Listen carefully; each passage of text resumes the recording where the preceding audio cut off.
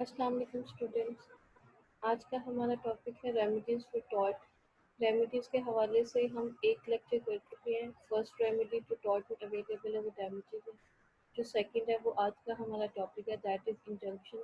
और हम इस लेक्चर में थोड़ा सा रेस्टिट्यूशन ऑफ प्रॉपर्टी के बारे में भी पढ़ेंगे and that is a short topic.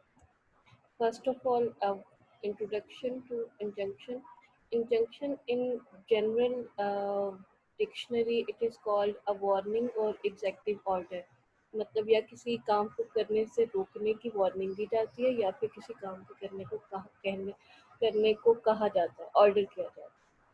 और लीगल टर्म में या टॉर्ट के टर्म में it is an order of a court restraining some person और persons from doing certain things detriment to interest of other or others. Again restraining इसको एक और नाम भी रिस्ट्रेनिंग ऑर्डर भी कहते हैं, लेकिन that is not use in Pakistan much. West में ये काफ़ी यूज़ होता है रिस्ट्रेनिंग ऑर्डर। हमारे यहाँ पे आमतौर पे इसको स्टे कहा जाता है कि फलानी चीज़ पे स्टे ले लिया, स्टे ऑर्डर ले लिया।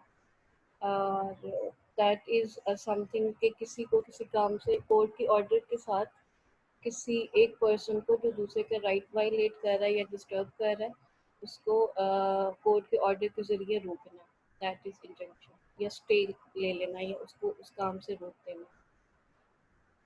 To entitle a person to an injunction, he must prove to the satisfaction of the court that damage has been caused or is reasonably apprehended.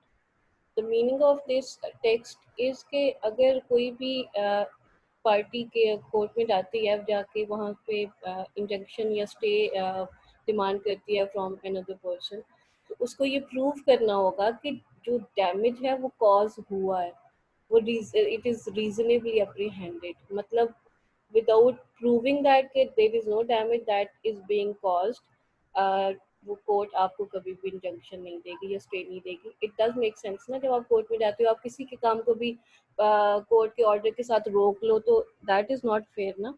तो हमने ये प्रूव करना होता है कि ये जो काम हो रहा है इसकी वजह से मुझे बहुत डैमेज हो रहा है, तो वो डैमेज आपने प्रूव करना होता है। Only then you can have that executive order या इंजंक्शन। नेक्स्ट जो इसका प्रिंसिपल है वो है the apprehended damage must be of such a nature as to show that if injunction is not granted, the loss or injury would be irreparable. First of all, you have to prove that there is a damage.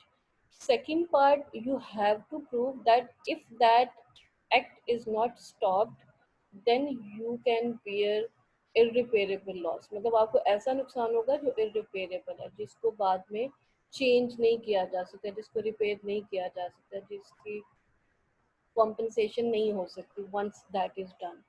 तो ये दो principles हैं। Once you have to prove that there is a damage. Secondly the damage is irreparable if injunction is not granted. इन दो grounds पे आपको फिर injunction मिलती है। ग्रांट ऑफ इंजंक्शन कौन से लॉ के अंडर पाकिस्तान में डील होती है, that is specific relief act. इसको आप थॉरली भी इंशाल्लाह नेक्स्ट सेमेस्टर्स में पढ़ेंगे। ये छोटा सा एक्ट है लेकिन काफ़ी सिविल लॉ पे काफ़ी ज़्यादा चीज़ों में इसकी कंप्लाइंस आती है। Restitution of property is the third remedy. Damages जो हमने क्लेम किया था उसमें कॉम्पनसेशन होती है, मॉनिटरी, पेक्यूनरी, और जो इंजंक्शन में वो काम रोक दिया जाता है फॉर द टाइम पीरियड जब तक मैटर डिसाइड नहीं होता, या परमानेंटली रोक दिया जाता है, वो हम आगे जाके इंजंक्शन की टाइप पढ़ेंगे। द थर्ड रेमेडी अवेलेबल है under the law of tort, that is restitution of property. मतलब कोई डैमेज कॉज हुआ है, वो ऐसा एक्ट नहीं है जो रोका जा सकता है या उसको खत्म किया जा सकता है। डैमेजेस के लिए person does not have any financial support. तो उस सूरत में क्या करता है कोर्ट, उसकी जो प्रॉपर्टी होती है मूवेबल या इमूवेबल, डिफेंडेंट की, जो टॉर्ट फीजर होता है, जो रॉन्ग डूअर होता है, उसकी प्रॉपर्टी लेके उसको, मतलब वो भी कैलकुलेशन कोर्ट की डिस्क्रिप्शन होती है, वो उसको प्लेंटिफ को दे दी जाती है। That is the third remedy. ये इसका इतना ही पार्ट हम करेंगे। आज का पूरा लेक्चर जो है, बल्कि टॉर्ट में भी ज़्यादा जो हम डिस्कस करेंगे वो इंजंक्शन है। जी, मेन जो आगे डिटेल आगे, there are three main types of injunctions: temporary और interlocutory injunction, perpetual injunction and mandatory injunction. Next, we would read them one by one. temporary injunction as it appears by the title and the definition. तो ये वक्ती तौर पे दी जाती है. Temporary injunctions are such as continue until a specified time or until the further order of the court. They may be granted at any period of the suit. मतलब एक तो ये टेम्परेरी हो रही है वक्ती तौर पे, मतलब एक हफ्ते का स्टे मिल गया. दो हम अक्सर सुनते हैं ना कि यार ये केस शुरू हुआ है, चलो इस पर स्टे तो कराओ पहले, बात की बाद में देखा जाएगा. तो ये होता है कि दो लोगों का एक बिल्डिंग खड़ी हो रही है और उस पर डिस्प्यूट है टाइटल का. एक ए पार्टी कह रही है मेरा टाइटल बनता है, बी कह रही है मेरा टाइटल बनता है. अब उसको डिसाइड होने में तो बड़ी देर लग जाएगी ना, like it can take months और इवन ईयर्स. तो अब उस सूरत में कोर्ट क्या कहती है, ए पार्टी जाके कहती है कि ठीक है कम से कम इसकी कंस्ट्रक्शन रोक दें ताकि जो टाइटल है वो पहले डिसाइड हो जाए और बाद में ये हम डिसाइड ये पता चलेगा कि ये प्रॉपर्टी का टाइटल जाता है किसको. इस तरह के कोई और भी काम भी, मतलब सबसे पहले जो स्टे लिया जाता है वो काम को रोक देते हैं. वो पहले 15 दिन का मिलता है, फिर 20 दिन का भी कभी मिल जाता है. लाइक ये डिस्क्रिशन होती है कोर्ट की.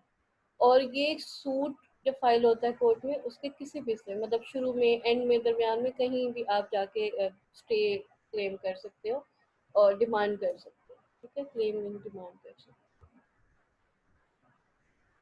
जो सेकंड ऑप्शन या काइंड है वो है perpetual injunction. A perpetual injunction is such which can only be granted by the decree made at the hearing and upon the merits of the suit. पहले हमने पढ़ा था जो टेम्परेरी है वो कभी भी सूट के किसी भी पीरियड टाइम पीरियड में आप उसको अवेल कर सकते हो या डिमांड कर सकते हो या उसको प्रे कर सकते हो. लेकिन जो परपेचुअल है वो डिक्री ग्रांट होगी, मतलब decree is the final order या जजमेंट ऑफ द कोर्ट जो केस के एंड पे ग्रांट होती है. तो उसके साथ फिर आपको अगर जो है मेरिट्स हैं जो आपने सूट फाइल किया उसके मेरिट के मुताबिक फिर आपको कोर्ट ग्रांट करती है. परपेचुअल मतलब लगातार इंजंक्शन, मतलब वो फॉलो करेगी नेक्स्ट पीरियड्स में भी. उसको परपेचुअल कहते हैं. The defendant is thereby perpetually, मतलब मुसलसल वो रोक दिया गया है किसी काम के करने से या किसी काम के ना करने से, which would be contrary to the right of the plaintiff. ठीक है, मतलब temporary is for the time being, perpetual is लगातार and that is granted by the decree made at the hearing and upon the merits of the suit. Mandatory injunction, as it tells by the definition, mandatory injunctions are those which command the defendant to do something as distinct from prohibiting him to do an act. जैसे हमने शुरू में पढ़ा था, injunction generally can be a warning and और N executive order. तो अभी जब हमने जो दो इंजंक्शंस की टाइप पढ़ी, परपेचुअल और टेम्परेरी, वो दोनों में किसी काम कोई काम हो रहा है, कोर्ट ने ऑर्डर से वो काम रोक दिया. इवन टेम्परेरी में भी कोई काम हो रहा तो उसको रोक दिया थोड़ी देर के लिए फॉर सम पीरियड. और परपेचुअल में उसको पूरा सूट जो है वो डिसाइड हो गया, डिक्री में कोर्ट ने बताया कि अब ये काम परमानेंटली रोक देना चाहिए. ठीक है, इन दोनों सूत्रों में there is a stoppage, there is a restrain. लेकिन मैंडेटरी इंजंक्शन इज दैट जिसमें किसी काम के करने का हुक्म दिया जाता है कि ये काम जरूर करना चाहिए. जैसे कोई क्लर्क किसी गवर्नमेंट ऑफिस में जाते हो, वो क्लर्क जो है वो आपका जो प्रोसेस है कोई सिस्टम वो आगे चला नहीं रहा, तो उसकी वजह से आपको काफ़ी ज़्यादा नुकसान हो रहा है और आप कोर्ट के पास जाते हो तो फिर आप ऑर्डर लेके आते हो. वो कोर्ट ऑर्डर करती है कि तुम अपना ऑफिशियल काम पूरी दिलजोई से और रिस्पॉन्सिबिलिटी से करो ताकि अगले को नुकसान ना हो. ठीक है, तो इसमें मैंडेटरी इंजंक्शन इज दैट जहाँ पे ऑर्डर किया जाता है कोई काम, कमांड द डिफेंडेंट, जहाँ पे डिफेंडेंट को कमांड किया जाता है by the court to do something. A mandatory injunction may be defined as an order requiring the defendant to do a positive act for the purpose of putting an end to the wrongful state of things created by him, otherwise in fulfillment of the legal obligations. जैसे example दी कि वो clerk की legal obligation है to fulfil his duties, तो इस सूरत में उसको court purposefully कह सकती है कि not doing so can cause another person harm, then the person is mandatory injuncted by the court to do a certain thing. Principles to govern temporary injunction, अब temporary injunction के principle कौन से होते हैं? The granting of temporary injunction is a matter of judicial discretion. ये जज की अपनी डिस्क्रिशन या सवाबदीद होती है, मतलब जज की मर्जी होती है, इसके लिए कोई हार्ड एंड फास्ट रूल नहीं है कि आपने इतनी देर की इंजंक्शन देनी है या नहीं देनी, ठीक है। One of the principles is that the court must first see that there is a bona fide contention between the parties, and then on which side, in the event of success, will lie the balance of convenience if the injunction does not issue. अब court, ये बड़ा अहम point है second वाला जो है, आप इसको ज़रूर अंडरस्टैंड करने की कोशिश करिएगा। या मतलब कोर्ट ने टेम्परेरी इंजंक्शन ग्रांट करने में चीज कौन सी दो चीजें देखनी? फर्स्ट ऑफ ऑल, कोर्ट ने देखना है कि दोनों पार्टीज के दरमियान बोनाफाइडे कंटेंशन है। बोनाफाइडे होता है मतलब जिसमें कोई इल विल नहीं आपकी शामिल होती, गुड आपकी लाइक कोई आपकी क्रिमिनल माइंड नहीं शामिल होता, ठीक है। कि जो इशू है वो एक्चुअल में एग्जिस्ट करता है, बोनाफाइडे है। फिर बैलेंस ऑफ कन्वीनियंस, अगर इंजंक्शन नहीं दी जाती, अगर स्टे नहीं दिया जाता, तो वो फायदा किसको होगा? मतलब प्लेंटिफ को होगा या डिफेंडेंट को होगा? तो ये एक स्केल है या ये एक मेथड है जो इसको फॉलो करती है कोर्ट इंजंक्शन ग्रांट करने में। Another principle is that where a perpetual injunction is sued for, the court shall grant temporary injunction if the effect of not granting such an injunction will be to deprive the plaintiff forever of right claimed by him in the suit. अब ये बड़ा मजे का point है कि जहाँ पे perpetual मतलब लगातार या परमानेंट इंजंक्शन ग्रांट की जाती है, उस सूरत में शुरू में ही वो ग्रांट नहीं कर दी जाती। मतलब अगर किसी ने परपेचुअल इंजंक्शन क्लेम करनी है, तो वो सबसे पहले वो सूट के साथ ही प्रे करेगा ना उसे, जब बाकी चीजें वो डिमांड करेगा कोर्ट से कि ये मेरा इशू है, प्लीज मुझे स्टे दे दे या इंजेक्शन मुझे ग्रांट करें। तो वो कोर्ट क्या करेगी, शुरू में हमने पढ़ा था कि वो डिक्री एंड पे होती है, तो परपेचुअल इंजंक्शन तब ग्रांट होती है। अब शुरू में कोर्ट क्या करेगा कि हो सकता है कि वो काम ना रोकने की वजह से जो प्लेंटिफ है उसको इरिपेरेबल वाकई लॉस हो, तो इन दैट केस उस पहले टेम्परेरी इंजंक्शन ग्रांट करता है, फिर सूट के एंड पे डिसाइड होता है कि ये टेम्परेरी खत्म करनी है या इसको परपेचुअल करना है, ठीक है।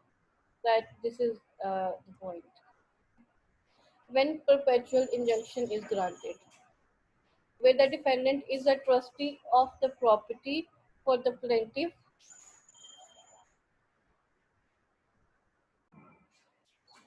अब ये इन केसेस में जो हम पढ़ने जा रहे हैं, इनमें जो है परपेचुअल इंजंक्शन ग्रांट की जाएगी where there exist no standard for ascertaining the actual damage caused or likely to be caused by the wrong, where wrong is such that pecuniary compensation would not afford adequate relief, where it is probable that pecuniary compensation cannot be got for the wrong, where the injunction is necessary to prevent a multiplicity of judicial proceedings.